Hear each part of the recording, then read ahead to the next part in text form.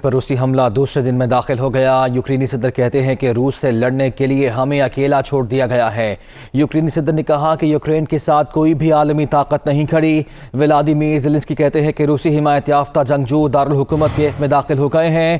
دشمن کا پہلا ٹارگٹ میں اور پھر میرا خاندان ہوگا۔ یوکرینی صدر کی جانب سے یہ کہا گیا ہے۔ انہوں نے یہ بھی کہا کہ روس کے ساتھ جنگ میں پہلے روز 137 افراد ہلاک ہوئے ہیں۔ روسی حملوں میں 300 سے زائد افراد زخمی بھی ہوئے ہیں۔ یوکرین نے 18 سے 60 سال کے مردوں پر ملک چھوڑنے پر پابندی بھی لگا دی ہے، جبکہ یوکرین کے صدر کا روس کے خلاف تمام فوج کو حرکت میں آنے کا حکم بھی سامنے آیا ہے۔ روس، کریمیا اور بیلاروس تین اطراف سے یوکرین پر حملہ کیا گیا ہے۔ روس نے یوکرین پر فضا، سمندر اور زمین کے راستے سے حملہ کیا ہے۔ پہلے یوکرین کے کئی شہروں پر میزائل داغے گئے، پھر ہیلی کاپٹرز اور لڑاکا طیارے یوکرین کی فضائی حدود میں داخل ہوئے۔ اس کے بعد روسی فوج نے زمینی راستے سے یوکرین پر حملہ کیا ہے، اور اس صورتحال میں یوکرینی صدر کا اہم بیان بھی سامنے آیا ہے۔ وہ کہتے ہیں کہ روس سے لڑنے کے لیے ہمیں اکیلا چھوڑ دیا گیا ہے۔ یوکرین کے ساتھ کوئی بھی عالمی طاقت کھڑی نہیں ہے۔ روسی حمایت یافتہ جنگجو دارالحکومت کیف میں داخل ہو گئے ہیں۔ یوکرینی صدر نے یہ بھی کہا کہ دشمن کا پہلا ٹارگٹ میں ہوں گا اور پھر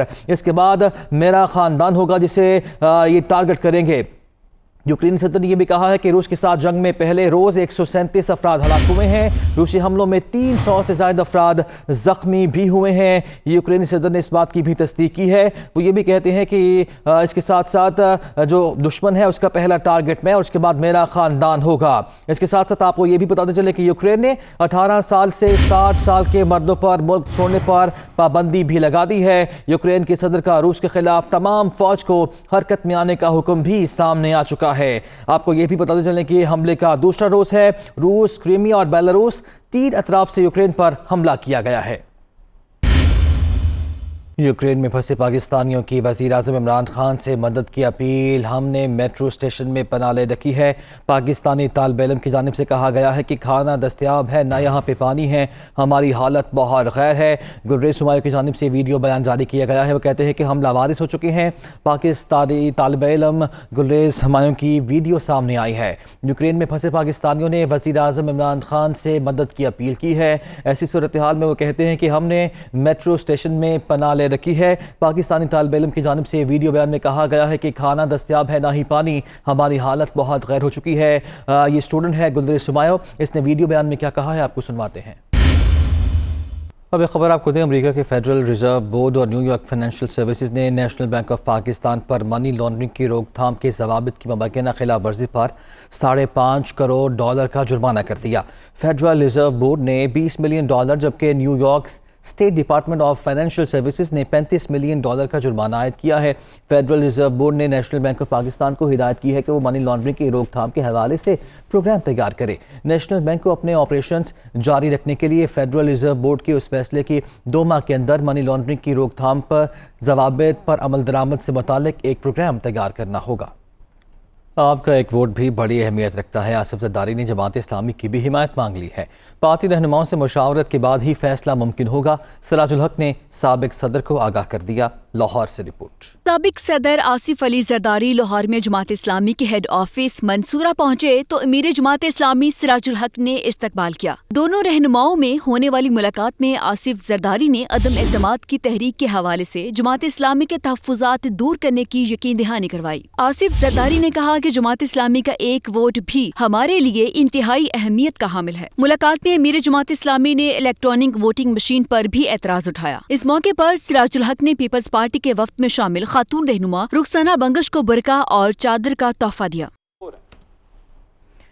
سراج الحق سے ملاقات کے بعد آصف زرداری سے صحافیوں نے سوالات کیے۔ رپورٹرز نے پوچھا کیا شہباز شریف اور پرویز الہی شیروانی سلوا لیں، کوئی اشارہ ہی کر دیں۔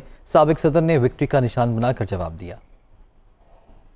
زرداری صاحب یہ بتائیے شہباز شریف اور پرویز الہی شیروانی سلوا لیں، شہباز شریف اور پرویز الہی شیروانی سلوا لیں۔ زرداری صاحب اشارہ ہی دے دیں تھوڑا سا، شہباز شریف اور پرویز الہی شیروانی یہ دے رہی ہے کب آ رہی ہے زرداری صاحب۔ اسپیکر قومی اسمبلی اسد قیصر نے وفاقی وزیر مونس الہی سے فون پر رابطہ کیا۔ رہنما کاف لیگ نے کہا ہے کہ سیاسی بات چیت کا یہ مطلب نہیں کہ کوئی فیصلہ ہو گیا۔ مونس الہی نے ٹویٹ میں کہا، اسپیکر اسد قیصر سے موجودہ صورتحال پر تفصیل سے تبادلہ خیال ہوا ہے۔ ان سے کہا ہے کہ سیاسی بات چیت اور مشاورت جاری ہے، لیکن اس کا یہ مطلب نہیں کہ کوئی فیصلہ کر لیا گیا ہے۔ مونس الہی نے یہ بھی کہا کہ اپنے وعدوں کے پابند ہیں اور ان کا مکمل احترام کریں گے۔ وزیر اعلیٰ پنجاب سردار عثمان بزدار نے کہا ہے کہ اپوزیشن کی سیاسی انتشار کی کوشش قومی مفادات کے منافی ہے، قوم انہیں کبھی معاف نہیں کرے گی۔ وزیر اعلیٰ پنجاب سردار عثمان بزدار نے کہا کہ نازک حالات میں منفی سیاست کرنے والوں کو ہوش کے ناخن لینے چاہیے۔ اپوزیشن صرف ذاتی مفادات کی خاطر ملکی مفادات کو نقصان پہنچانے کے در پہ ہے۔ عوام جان چکے اپوزیشن کے پاس فلاح عامہ کا کوئی ایجنڈا نہیں، قوم وزیر اعظم عمران خان کے ساتھ ہے اور رہے گی۔ ایم کے پاکستان کے سربراہ خالد مقبول صدیقی کا کہنا ہے کہ اسٹریٹ کرائم میں کراچی کے شہری لٹ رہے ہیں۔ اسٹریٹ کرائم کا یہ کاروبار وزیر اعلیٰ ہاؤس سے ہو رہا ہے، اس کے پیچھے پیپلز پارٹی کے لوگ ہیں۔ ڈکیتی اور جرائم میں کراچی کے شریف شہریوں کو قتل کرنے، زخمی کرنے، نشانہ بنانے، ان کو لوٹنے کی اس پوری کارروائیوں کے پیچھے ہم تلاش کر رہے ہیں، ہمیں نظر آنا شروع ہو گیا ہے۔ یہ کاروبار پہلے بھی وزیر اعلیٰ ہاؤس سے ہو رہا تھا اور اس کے پھر ایسے شواہد مل رہے ہیں۔ بھائی اب ایسا نہیں چلے گا۔ یہ 50 سال میں شہر کا مینڈیٹ تمہارے پاس نہیں تھا، اور جب مینڈیٹ نہیں تھا تو تمہارے پاس اتھارٹی بھی نہیں ہونی چاہیے۔ ایم کیو ایم کی پریس کانفرنس کے دوران مائک کھلے رہ گئے، متحدہ رہنماؤں کی گفتگو ریکارڈ ہو گئی۔ خالد مقبول صدیقی نے گورنر نوید جمیل کو کہا کہ نوجوانوں کو پیپلز پارٹی کے جھنڈے اتارنے کا ٹاسک دینا ہے، ضلع وسطی سے جھنڈے اتارے جائیں گے۔ وہ کہتی تھا آپ نے، وہ جو ینگسٹر جو سارے آئے تھے آج کی اینیورسری کو نہیں لیے، ان کو کہا کہ اب کی وہ آرگنائزیشن کرنی ہے نا، آرگنائزیشن کرنی ہے ان کی۔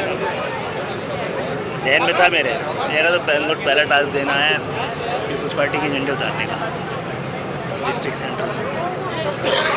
ابھی آپ کو اپڈیٹ کرتے ہیں کورونا کی تازہ صورتحال سے۔ 24 گھنٹے کے دوران کورونا سے مزید 25 اموات ہوئی ہیں۔ ملک بھر میں کورونا سے جاں بحق افراد کی کل تعداد 30,139 ہو گئی۔ 24 گھنٹے کے دوران 41,142 کورونا کے ٹیسٹ کیے گئے۔ NCOC کے مطابق کورونا کے مزید 1,122 کیسز رپورٹ ہوئے ہیں اور ملک میں کورونا مثبت کیسز کی شرح 2.72% ریکارڈ کی گئی ہے۔ یہ اعداد و شمار جاری کیے گئے ہیں national command and control centre کی جانب سے۔